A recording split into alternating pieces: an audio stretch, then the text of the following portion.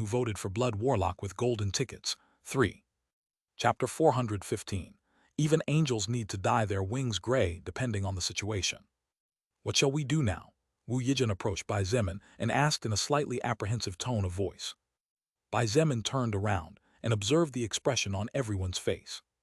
Of course, each and every one of the approximately 680 soul evolvers present was tense. How could they not be? They could not be blamed. After all, even from afar, they heard the terrifying explosions caused not only by the bombs hidden underground, but also by the tens of thousands of rounds of ammunition fired. If the other side had enough ammunition to waste at will, then was there even hope of winning this battle? Although they had monsters like Bai Zemin, Shangyuan Bingzhu, Chen He, and a few others supporting them, truth be told, the firepower of modern weapons still weighed heavily on their hearts. As humans who had grown up in modernism, it was hard not to think about the power of the firearms they had seen in movies and TV series. Moreover, even Shangyuan Bingzhu herself, who was the second most powerful soul evolver in the entire Transcendent faction, could not withstand a bombardment of thousands of firearms at the same time, even if the outside of her body somehow managed to withstand it, which was unlikely. Her internal organs would turn into a pile of pulp due to the resulting impact blast force. Under the pressure of knowing that in a short time they would be facing not only a large number of soul evolvers that could be equally or even more powerful than them, as well as a dozen war tanks, hundreds of heavy machine guns capable of firing hundreds or even thousands of rounds of ammunition per minute, as well as thousands of soldiers armed to the teeth, it would be a miracle if they were all calm and confident. As if the aforementioned were not enough, having only bows, crossbows, swords, spears, magic staffs, and some other melee weapons to face the clearly superior enemy firepower definitely did not help at all. I suppose a little demonstration of power will help. Besides, I don't want too many of them to die either, or else my losses would be hard to bear. Bai Zemin pondered secretly as a thought flashed in his mind. Just as he was thinking about his next move, the soul evolvers chasing after little Luo Ning, who had just fled not long ago, came within the detection range of one of Bai Zemin's most powerful skills.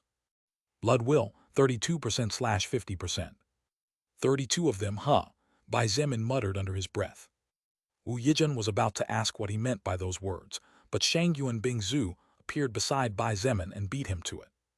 Enemies? There seemed to be a few dozen of them. The expression on the face of the Ice Princess was quite indifferent and did not seem worried at all. Do you want them? Bai Zemin asked. I don't care. Shangyuan Bingzhu shrugged her shoulders. Just then, they both felt a fluctuation of mana behind them, and when they both turned to see who had activated a skill, they were surprised to see Chen He with his blue bow in his hands and a bright green arrow on the pulled string. Since neither of you two seem to mind, I guess I can keep them. Chen He smiled slightly even though his hands were shaking as he clutched the longbow tightly. It seemed as if it was a challenge for him to keep the arrow in place without releasing it. Swoosh, swoosh, swoosh. Before Bai Zemin had time to say anything, several shadows emerged from the trees.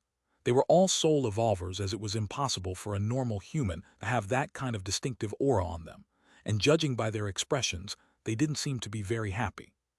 There were women and there were men of all ages. Some of them were young people as young as 16, while others were middle-aged people who looked to be over 50.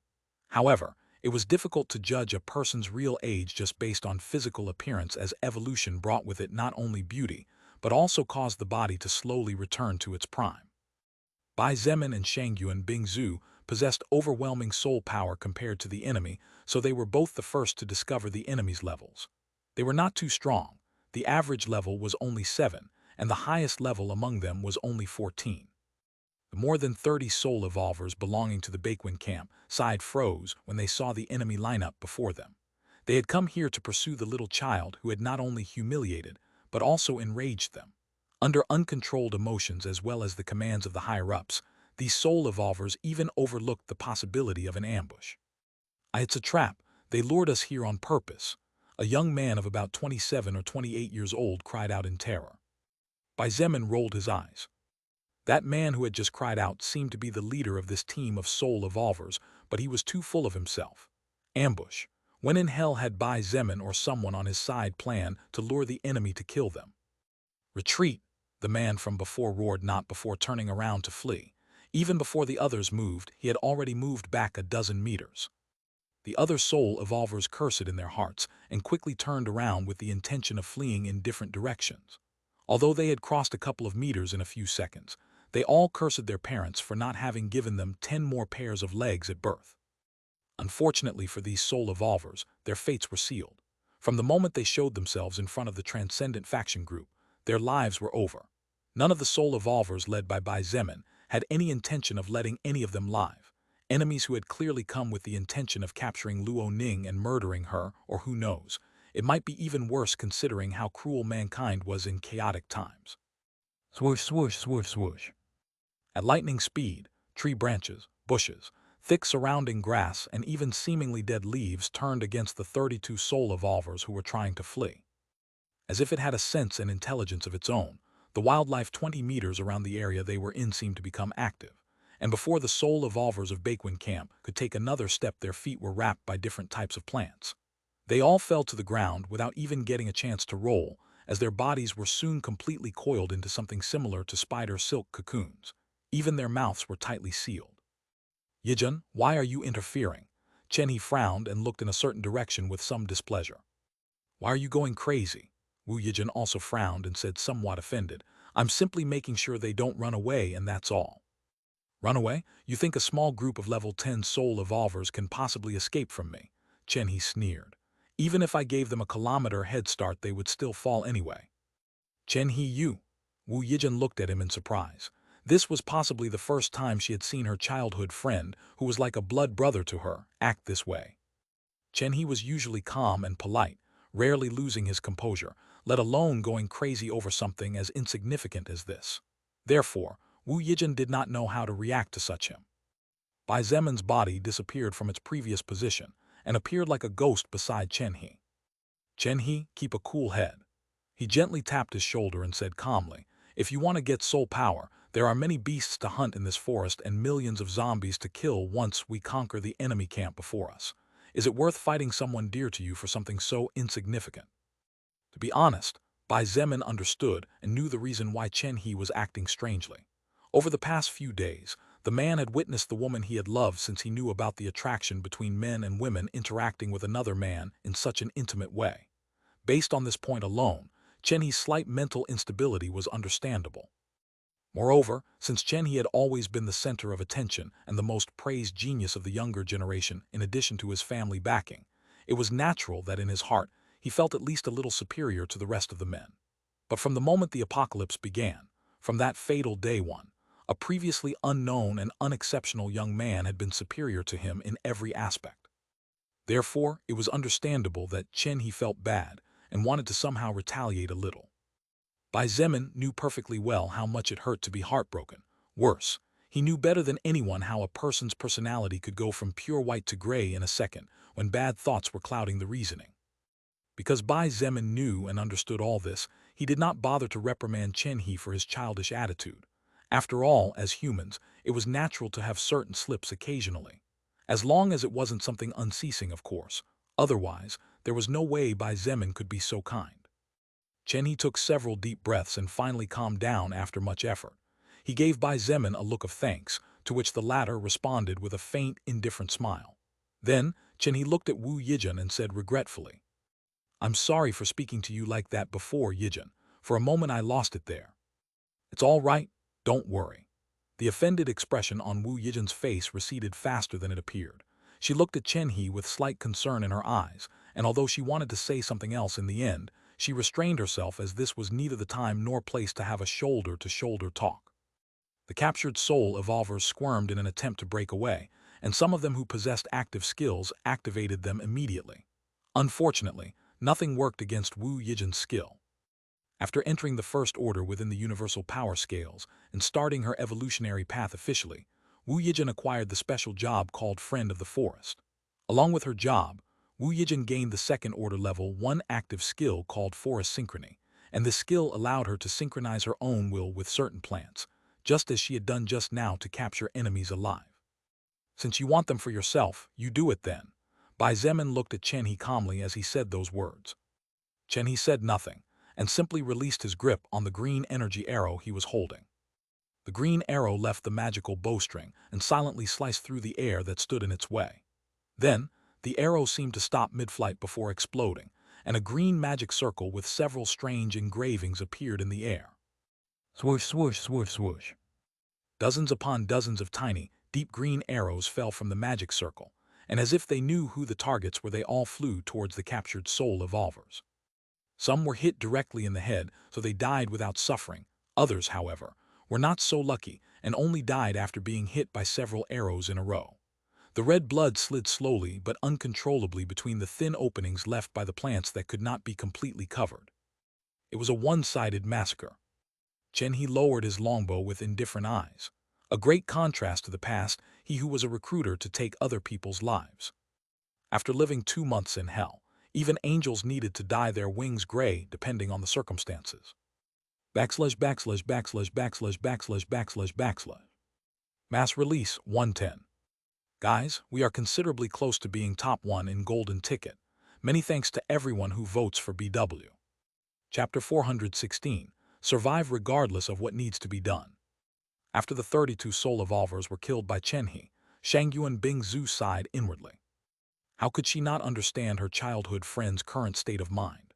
The problem was that there wasn't much she could do about it. While it was true that she had not spoken to Chen He, yet, as Bai Zemin had advised her when they were still at the North Camp, this was not because she did not want to, but because the opportunity never presented itself. Shangyuan Bingzu and Chen He were very busy people. The amount of free time they had despite their high positions within the faction was so limited that it was even pitiful. If they weren't hunting zombies or mutant beasts, then they were training alone or with the other soul evolvers. And if they weren't looking for supplies, then they were focused on expanding the faction's territory to the east and west while searching for survivors in the process. Under such circumstances, there was no way she would one day wake up and say, "Hey, let me reject you a second time and see if you finally understand how things are going." One had to think very carefully about what she needed to say, since even if she was not in love with Chen He, she definitely cared for him very much as a good friend and brother. However, she believed that she might finally have to forcibly find herself some time off after this war ended, and the more important post-war matters were dealt with. While Shangyuan Bingzu was immersed in her own complex thoughts, out of the corner of her eye she saw Bai Zemin walk toward the body of the 32 soul evolvers, confusing her.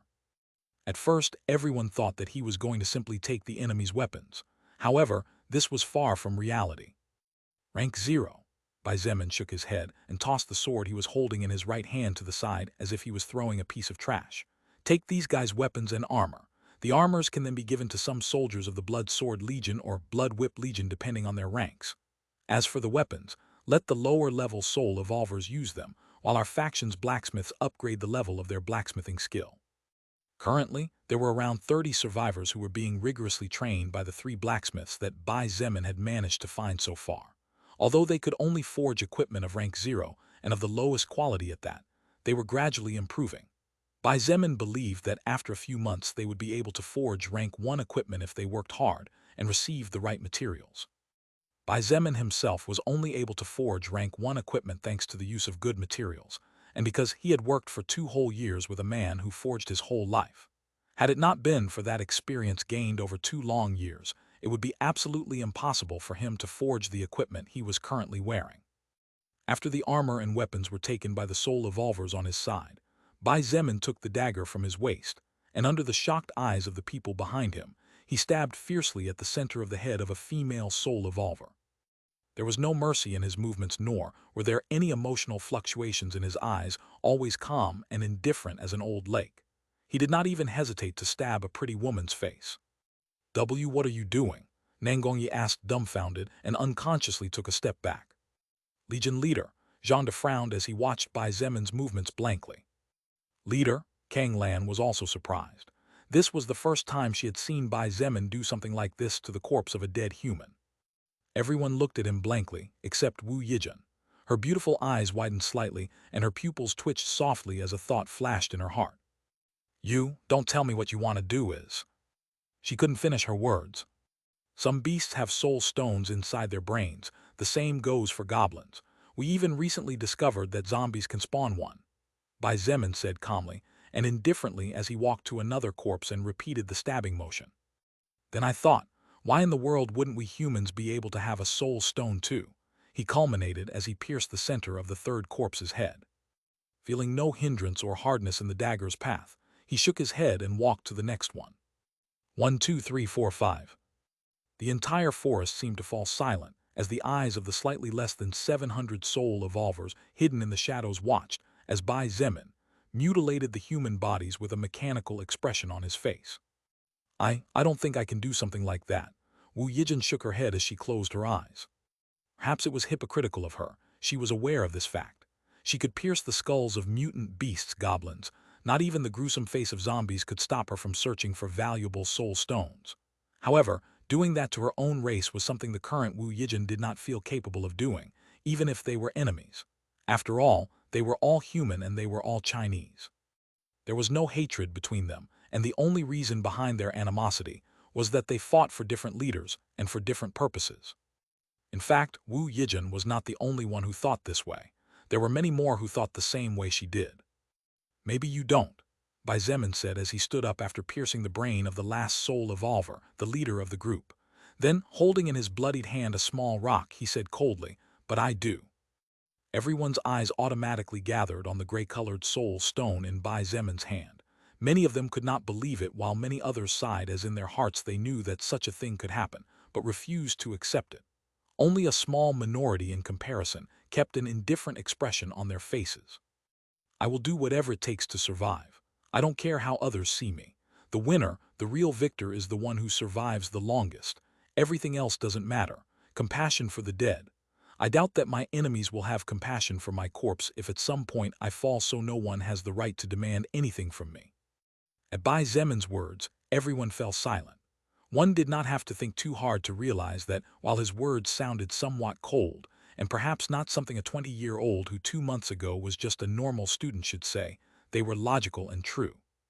Death means the end of everything. We just have to survive, or otherwise nothing will be meaningful. Kai Jingyi smiled slightly and said calmly, "What's the use of keeping certain moral codes from the past in this new world? Haven't all of us seen enough so far?"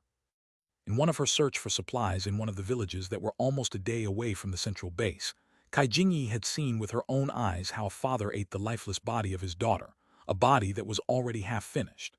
The saddest part of this story was that the daughter had clearly been killed with several stab wounds, which made it clear that the father had done this under the torture of hunger. She did not judge the man saying words of righteousness, because she did not have the qualifications to do so. Had it not been for people like Bai Zemin and Shangyuan Bingzu, especially Bai Zemin, who saved her in her lowest and most hopeless time, Kai Jingyi would be lucky if her fate was death, as she did not know what she would be willing to do when faced with the feeling of having her own body slowly consuming her due to starvation.